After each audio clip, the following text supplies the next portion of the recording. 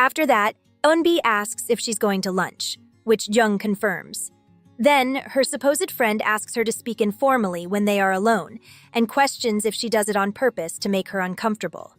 Jung denies it and mentions that she has to leave now, walking away a bit embarrassed. Later, the director distances himself from Eunbi. By the way, the woman asks him what Jung talked about with him. Additionally, she starts slandering her by saying that she used to steal her makeup and that all her classmates knew about it.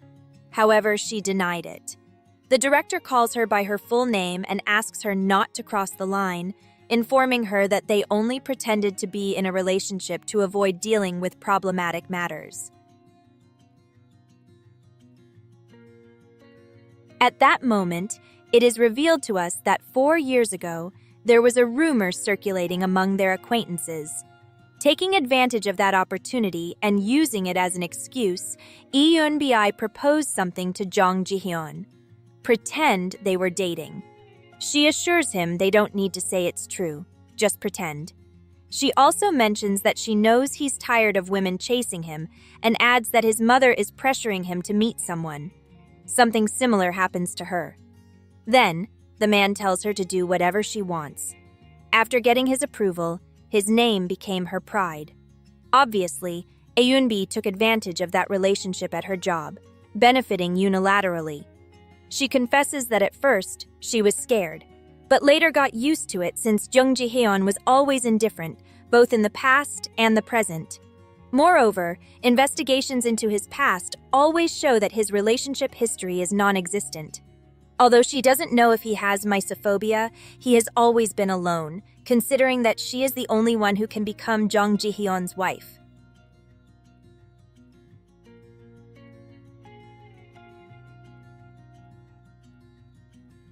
In the director's office, he sees the bag of candies and letters, thinking it's Lee Jung's doing again. He recalls what she asked him and wants to know the reason. He wonders if it was because of what happened in the morning or maybe because of Park Seung-gyu, who startled her. Either way, he wonders why she looked so sad and reflects that he should have asked her at that moment. At another moment, Jung feels dizzy and thinks that if she keeps working, she'll get better. She calls her mom to inform her that she'll work overtime. Her mom understands and, by the way, mentions that Yena has already eaten. She also says she found the hair clip at the restaurant. Jung asks which one, and her mom responds that it was the purple hair clip she had been looking for a year ago. The woman comments that it was a year ago and that she clearly forgot, but her mom replies that she was the only one who forgot, since she wouldn't stop talking about it all the time. After hanging up, Jung wonders if for Ji-hyun, she is like that hair clip, something he lost without realizing it and never searched for again, being just a useless memory. Then, Eunbi calls her and asks if she'll attend the meeting. She also requests that she bring the folders to the room as they are needed. Jung replies that it's okay, but confronts Eunbi and asks if she made her feel uncomfortable. The sweet woman replies no, but her harpy-like friend asks if she's not upset about being asked to do that. Jung responds no. However, the manager sighs, calls everyone's attention, and says that if Jung got angry to the point of turning red over something so trivial, she might end up infecting others and ruining their mood. Taking the folders, she comments that she'll take them herself and asks Jung to try to calm down. On her way out, Jung wonders what is happening to her. In another place, someone shouts that they won't brush their teeth. It's a boy asking his dad, who just arrived, to save him. His mom orders him to come over and asks if he'd rather brush his teeth or have her hit him. The boy chooses the latter, so the woman starts chasing him as he runs away. The father observes the situation while greeting his daughter, letting the two resolve the problem. Dobin insists he won't brush his teeth, but his mom says she'll tell Yena, saying that Park Dobin is a very dirty boy. Hearing that, the little boy stops crying and informs her that he'll brush his teeth. He walks to the bathroom alone, leaving his father confused, who follows to confirm that his son is changing.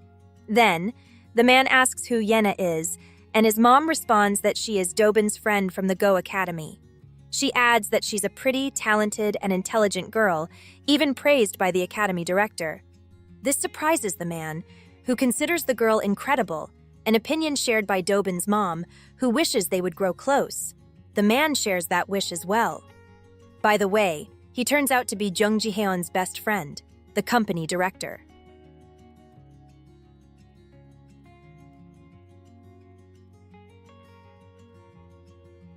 Eunbi asks Jung-oh why she seems irritated.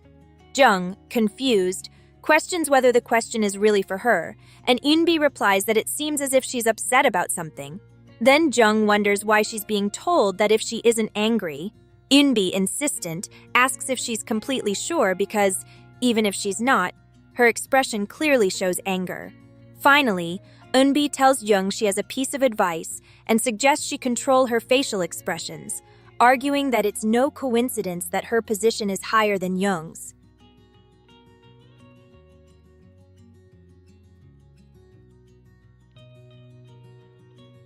Jung, once again confused, mentally wonders what nonsense Eunbi is saying.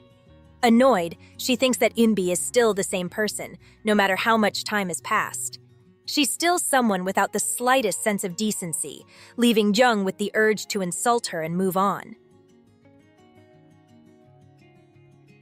At another time, during a meeting, director Jung Ji-hyun arrives at a company meeting about promising new technology focused on areas with weak signals. Upon entering, he tells those present to continue what they're doing and sits next to Eunbi while the employees resume their discussion. Jung-oh Lee wonders if the director and the manager really have an intimate relationship, recalling how, 7 years ago, he was very active in that aspect, regardless of time or place. He was insatiable.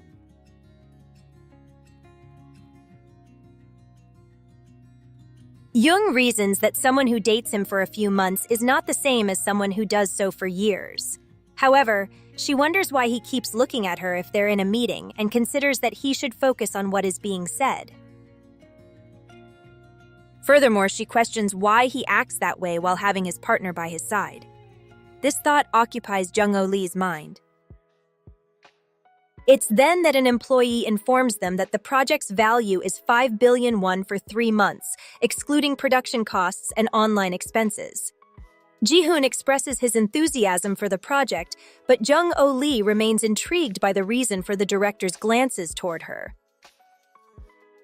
Upon arriving home, Jung-oh immediately asks her mother where her daughter Yena is. Her mother tells her that Yena fell asleep waiting for her. Jung then collapses on the couch, complaining that every time she works, it feels like she loses a year of her life. Her mother sarcastically responds that if she keeps it up, she'll soon be the same age as her. Surprised, Jung asks if she should quit, to which her mother replies yes, suggesting she abandon everything, adding that she'll also do the same with the restaurant. Jung asks why she would close the restaurant when she could work with her, but her mother says she doesn't even know how to cook properly.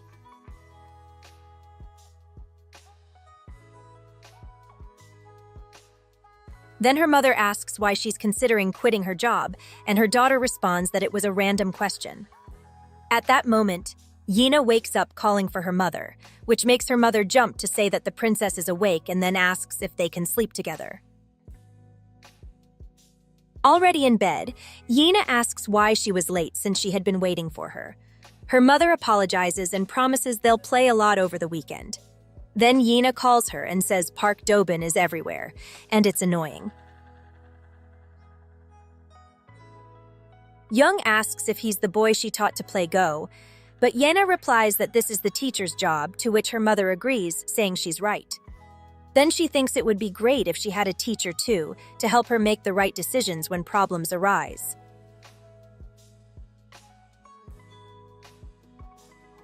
The next day, Jung Ji-hyun reflects on how exhausting it is to attend shareholder meetings, board meetings, and events, leaving no time to rest. He asks his secretary if anyone has looked for him, and she replies she will check and inform him. But before entering his office, she informs him that assistant manager Jung-oh Lee was looking for him. He asks when she came by, and the secretary responds around noon, adding that she seemed urgent, asking if she should speak to her. The director then asks her to call Young again and wants her to come to his office. Meanwhile, Ki-hoon tells Jung-oh Lee there seems to be a drafting error.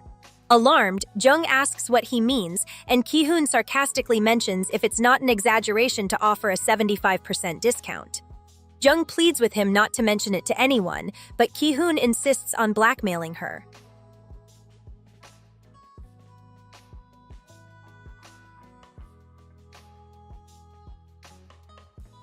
At that moment, the secretary arrives and calls for the editor, informing her that the director is waiting for her. Young wonders why he's calling her again, revealing that she's feeling a bit anxious. Already in the director's office, Young says she's there because he called her, to which the director nods, approaching her. Meanwhile, the man analyzes every detail of the moment, from her line of sight to her facial expression. He perceives a nervousness that suggests she has something to tell him. Although curious, he admits to himself that this feeling is not normal. However, he cannot allow himself to get carried away and knows that things must go well. The director asks her to sit down and then offers her some cookies from the previous day, which Jung questions if he picked up what he previously threw away. He asks if she doesn't want to eat them because they were taken from the trash, but she denies it, taking one right after. It's then that he mentions he just found out she was looking for him yesterday and asks why she was seeking him out. Director Jong Ji-hoon tells the so-called assistant manager that they can speak comfortably, followed by a brief silence. She responds that she also came for the cookies since she takes food very seriously. She continues, saying that if the director plans to throw food away in the future, he should give it to her, and that was all she wanted to tell him. The director, confused, asks if she sought him out just to say that. She answers yes, but he questions again if she was really on the verge of tears just because she couldn't tell him this.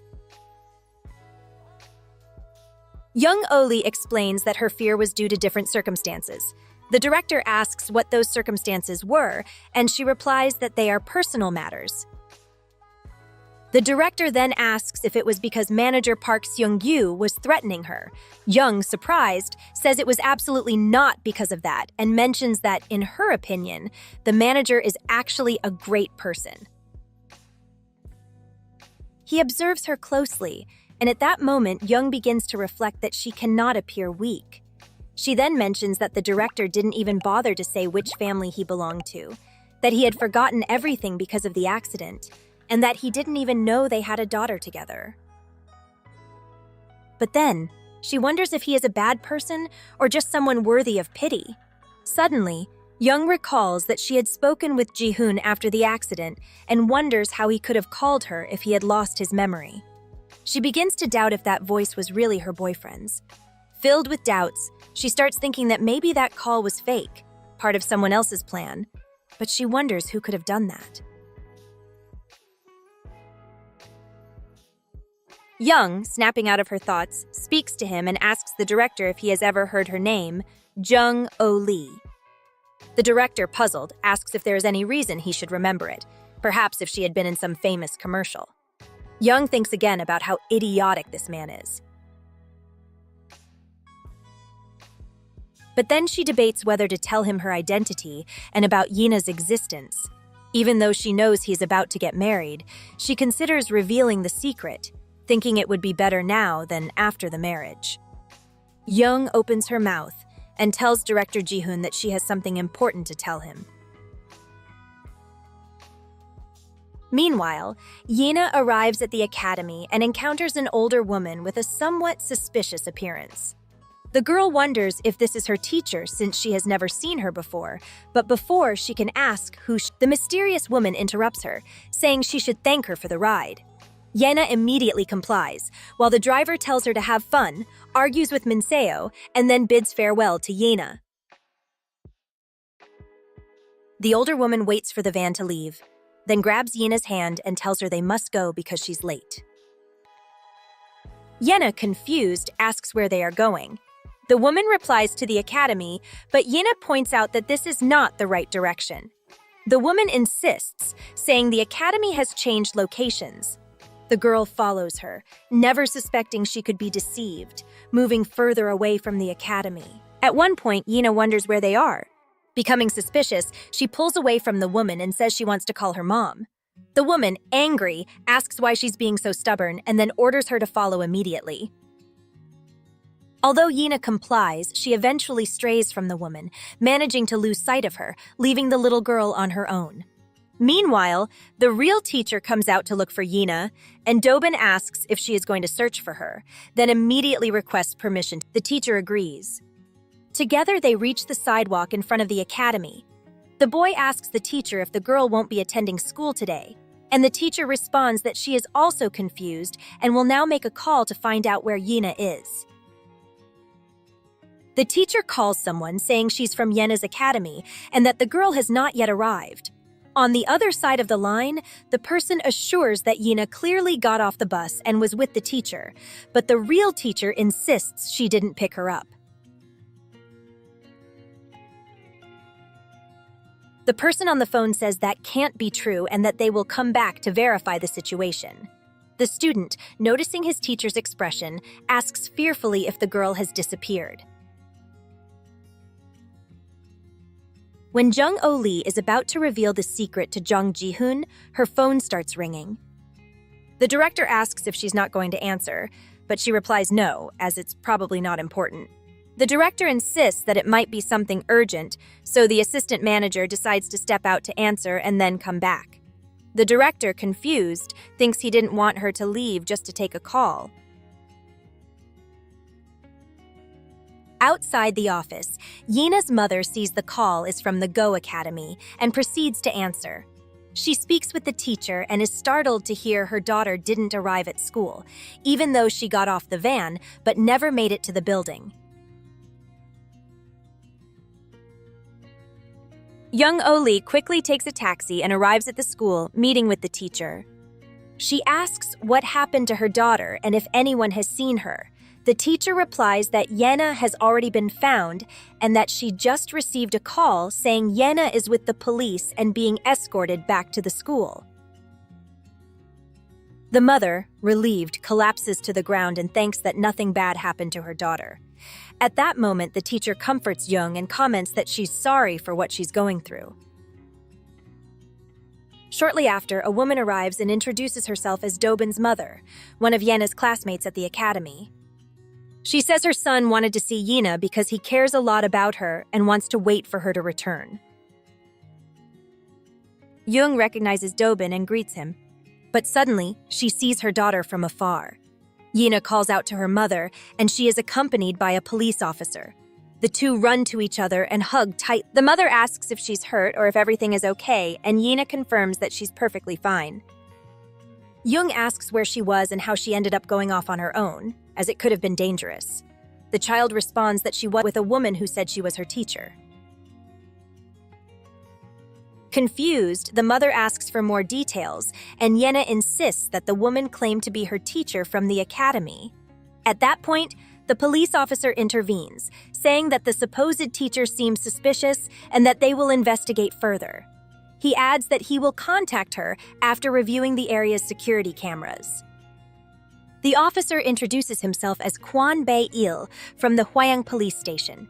The mother greets him and thanks him for his help. Meanwhile, Jung Ji-hoon is waiting and wonders what kind of call could take so long. Heading to the exit, he asks the secretary where the assistant manager is. The secretary informs him that she left a few moments ago, surprising the director. He asks the secretary to let Jung-Oh Lee know to return and immediately wonders what could be happening with her. The secretary returns, saying that Jung is no longer in the offices, much to the director's surprise. The real teacher takes responsibility for the child's disappearance, and the bus driver also apologizes, explaining that the fake teacher bore a strong resemblance to the real one. She admits she should have verified her identity. Although relieved that her daughter is safe, Yena's mother tells them this could have ended much worse and that they should be more careful in the future. The teacher bids them farewell, and Yena does the same since they will see each other tomorrow. Shortly after, Dobin's mother interrupts the mother-daughter conversation. She offers them a ride home, as both are probably exhausted. Young accepts graciously, and after getting in the car, Dobin's mother asks where to take them. Young replies, asking if she could drop them at the nearby market. The woman asks if it's the market in the area, and Young confirms that it is. The woman mentions that her parents used to have a flower shop there called Jinseo. Young says she knows it, and adds that her mother also owns a restaurant there, Guksun Baekban. The woman replies that she knows it too and will have to stop by to greet Young's mother one day, adding that it must be fate. On the way, Yena tells her mother she has a drawing she wants to show her, as they drew zoo animals at daycare. The mother asks to see it, opening the child's backpack and pulling out the drawing. She then asks what animal it is, and her daughter replies that it's a deer. The woman says she did a great job, to which Yena nods in agreement, though deep down, her mother wishes for Yena to grow up healthy. However, while going through her daughter's backpack, Young finds a note. She wonders what it is, and to her shock, she reads, "The girl looks like her mother in appearance and her father in personality." The mother, in a state of shock, begins to realize that someone knows she is the mother of Jung Ji-hoon's daughter.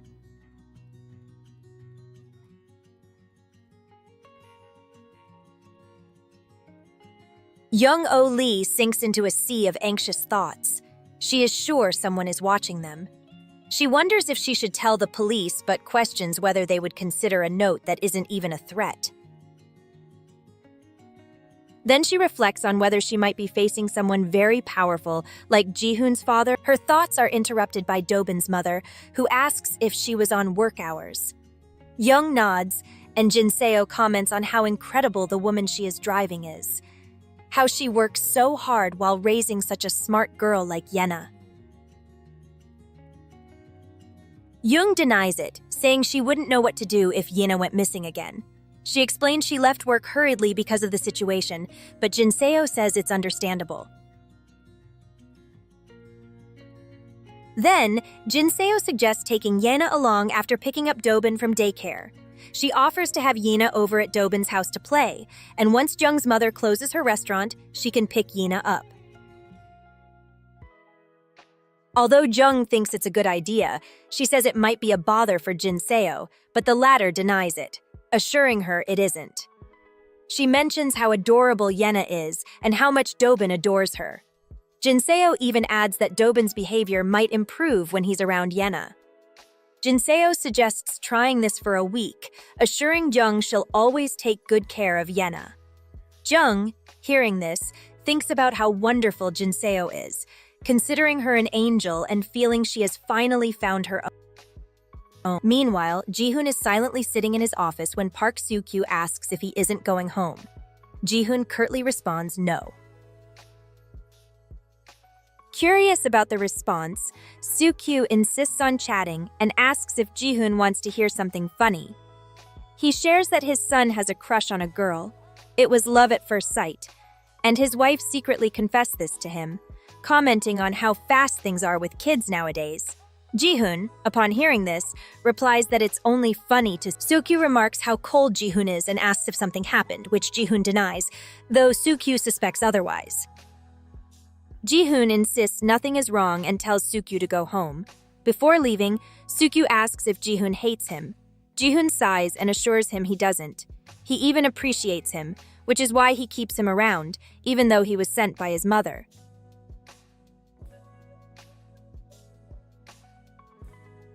Soo-kyu is surprised to hear this, but Ji-hoon assures him he will always treat him well and not let him down.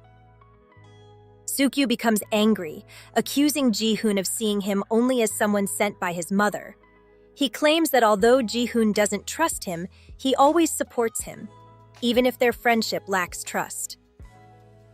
Finally, Soo-kyu says he doesn't understand why Ji-hoon thinks that way and considers him a friend. He yells that he's on Ji-hoon's side, not his mother's, before storming out of the office in anger. Back with Young, She tells Yena not to listen to strangers, accept food from them, or follow them.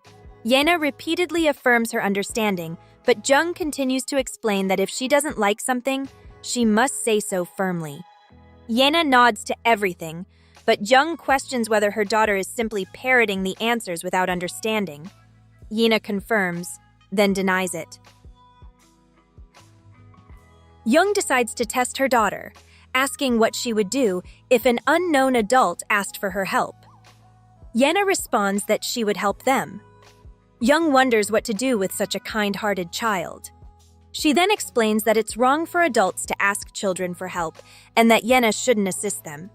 She hugs her as Yena confirms she now understands. However, her mother remains concerned and asks if she truly understands everything. Yena confirms, prompting her mother to wish for her to grow up healthy and safe. At the office, Jung-Oh Lee is having a cup of coffee when the director's secretary appears and asks if Jung went to his office. Jung asks why, and the secretary explains she left a note on his desk, questioning if Jung saw it. Jung confirms she didn't.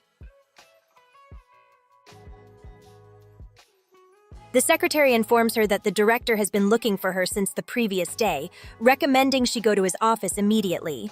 This causes Jung's expression to change instantly. Although she fears the director might be angry for making him wait so long, Jung enters and greets him, receiving no response. She looks over to where he is and notices he's asleep. Deciding to approach him, she realizes he's wearing the same clothes as the previous day. She wonders why he didn't go home and if he's overworked.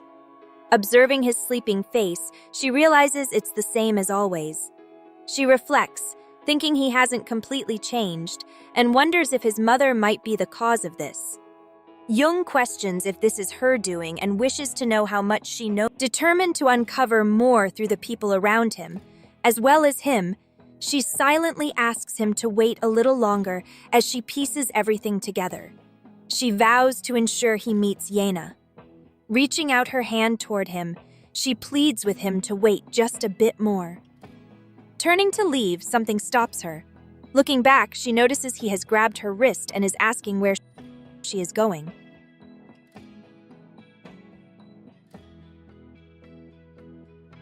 And with that, we've reached the end of this week's chapter. If you made it all the way to the end, I'd love to hear your thoughts on this chapter in the comments. Don't forget to like and subscribe so our community can keep growing and we can reach more fans like you. See you in the next video. In the meantime, if you're from the near future, I'll leave you the next chapter and a comic you're sure to enjoy. Thank you for being part of this adventure.